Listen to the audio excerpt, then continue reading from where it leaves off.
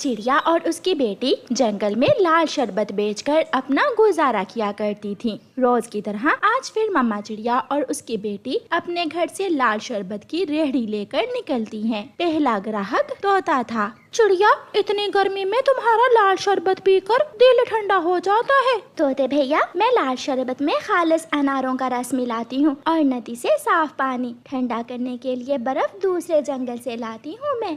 दोपहर के बाद आसमान पर बादल छा जाते हैं और तेज बारिश शुरू हो जाती है। चिड़िया अपनी बेटी के साथ एक पेड़ के नीचे खड़ी हो जाती है। मम्मा, ऐसे मौसम में तो कोई भी हमसे शरबत पीने नहीं आएगा। हाँ बेटी, अब हमें घर जाना चाहिए।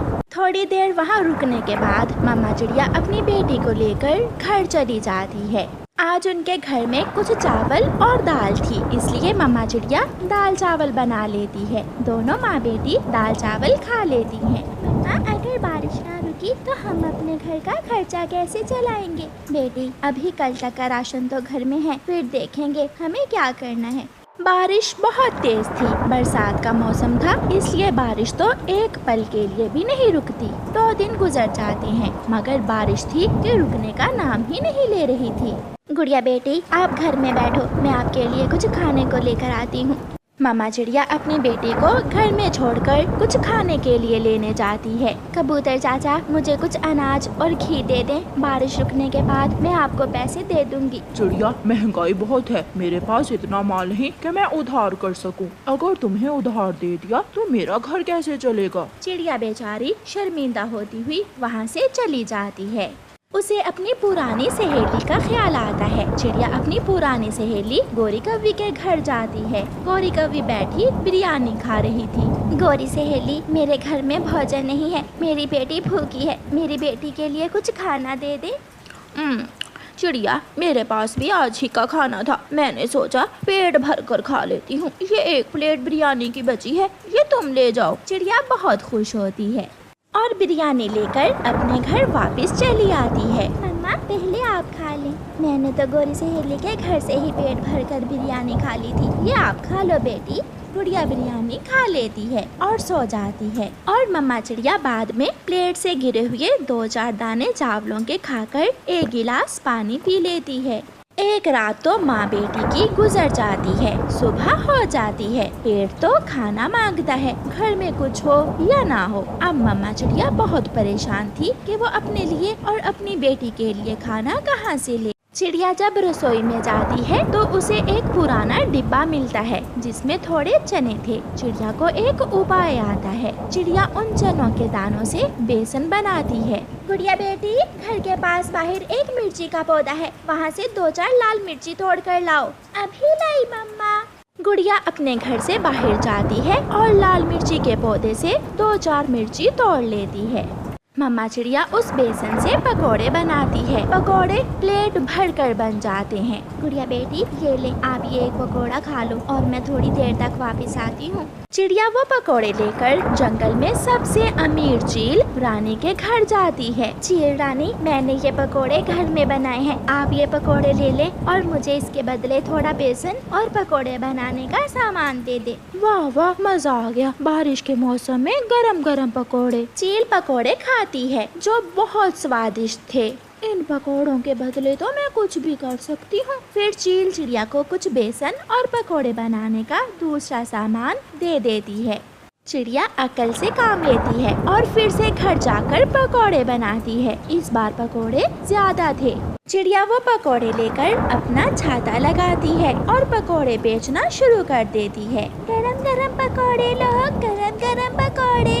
थोड़ी ही देर में चिड़िया के सारे पकोड़े बिक जाते हैं। मम्मा, ये उपाय आपने कैसे सोचा? बेटी, जब मुसीबत सर पर आती है तो हिम्मत से काम लेना चाहिए, कोई ना कोई उपाय निकल ही आता है। फिर कुछ ही दिनों में चिड़िया अपनी पकोड़ों की रेहड़ी लगा लेती है। अब चिड़िया लाल शरबत की जगह गरम गरम पकोड़े बेचने लगती है और फिर बारिशों के दिन चिड़िया पकोड़े बेच कर अच्छा मुनाफा कमा लेती है। चिड़िया, तोता और कौवा बैठे हुए थे जब 12 बजे वाला ऑटो बरगद के बड़े पेड़ पर आकर रुकता है।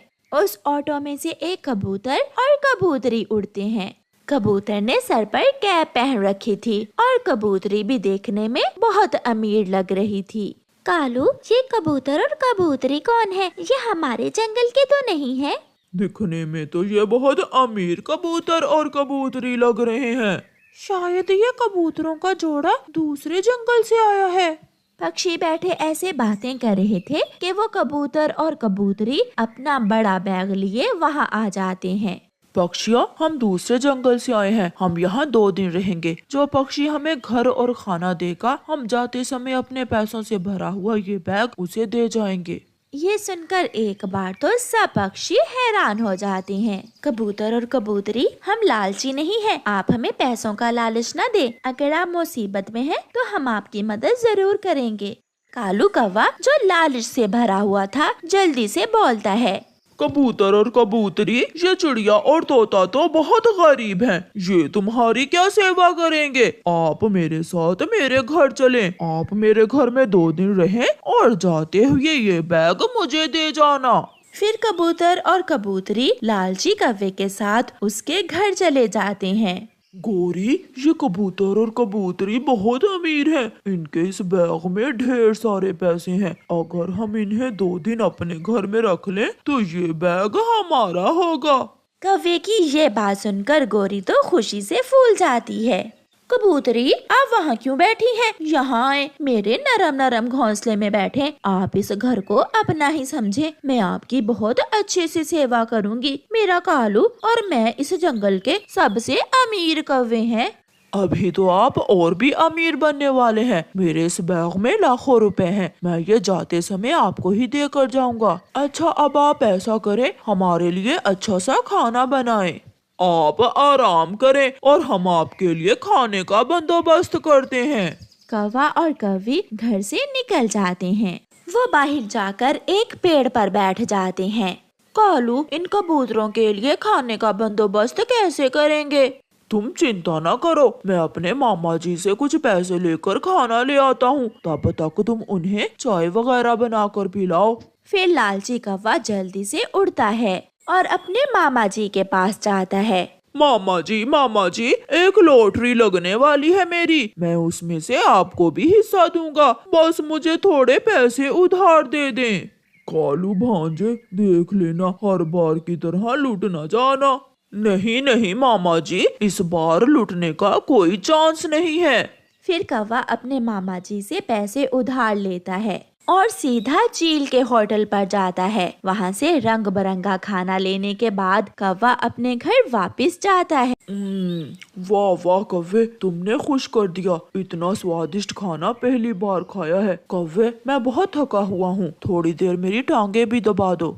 फिर कौवा और कौवी कबूतर और कबूतरी की टांगे दबाते हैं। कबूतर और कबूतरी सारा दिन उनसे तरह तरह की चीजें लेकर खाते हैं और उन्हें बार बार उस पैसों से भरे हुए बैग का लालच देते हैं। ऐसे वो 2 दिन तक उनके घर में रहते हैं और फिर 2 दिन बाद कबूतरी गोरी कौवी से कहती है, ओहो कौवी, मैं तो भूल ही गई, इस बैग को ताला लगा हुआ है और मेरे गहने भी इसी बैग में हैं। आज मुझे अपनी सहेली की शादी पर जाना था। यार कौवे, क्या इस जंगल में कोई लोहार है? अगर है तो उसे बुलाकर इस बैग का ताला खुलवा दो। पैसे तुम रख लेना और गहने पहनकर मेरी पत्नी अपनी सहेली की शादी में चली जाएगी। कबूतरी सहेली, इसमें परेशानी की क्या बात है? आप मेरे गहने पहनकर अपनी सहेली की शादी पर चली जाएं और जब वापस आए तो ताले की चाबी लेती आना और हम इस बैग का ताला खोल लेंगे। हाँ, ये ठीक है। फिर गोरी कौवी अपने गहने कबूतरी को दे देती है। जल्दी चलो पत्नी जी, तुम्हारी सहेली तुम्हारा इंतजार कर रही होगी।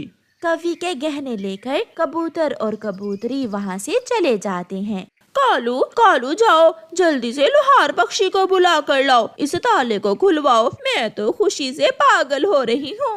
गोरी, तुम इस बैग का ध्यान रखना और मैं अभी लोहार को लेकर आता हूँ। कौवा उड़ता है और जंगल में लोहार पक्षी को लेने जाता है। लोहार जी, जल्दी चलो, एक ताले की चाबी गुम हो गई है, वो ताला खोलना है। कौवे, पहले मुझे 100 रुपए दो, फिर ही मैं तुम्हारे साथ जाऊंगा। कौवा जल्दी से लोहार को 100 रुपए दे देता है और लोहार पक्षी कौवे के साथ चल देता है। एक ही हथौड़े के वार से लोहार पक्षी बैग का ताला तोड़ देता है। चाचा लोहार जी, अब आप जाएं, बाकी का काम हम खुद कर लेंगे। लोहार चला जाता है। गोरी पत्नी जी, आप अपनी आंखें बंद करें और मैं खोलता हूँ खजाने का मुंह। गोरी अपनी आंखें बंद कर लेती है और कालू कौवा बैग को खोलता है और डरकर जल्दी से उछलकर दूसरी तरफ हो जाता है। गोरी गोरी लुट गए, हम लुट गए। कालू, क्या हुआ? गोरी, बैग में चूहा है, चूहा। ना पैसे और ना गहने। वो कबूतर और कबूतरी तो फ्रॉडिये थे। कालू, मेरे गहने भी वो चातर कबूतरी ले उड़ी। फिर कौवा और कौवी बैठकर रोने लगते हैं। प्यारे दोस्तों, इस कहानी को लाइक, अपने दोस्तों के साथ शेयर और चैनल को सब्सक्राइब करना बिल्कुल मत भूलना। आपका धन्यवाद।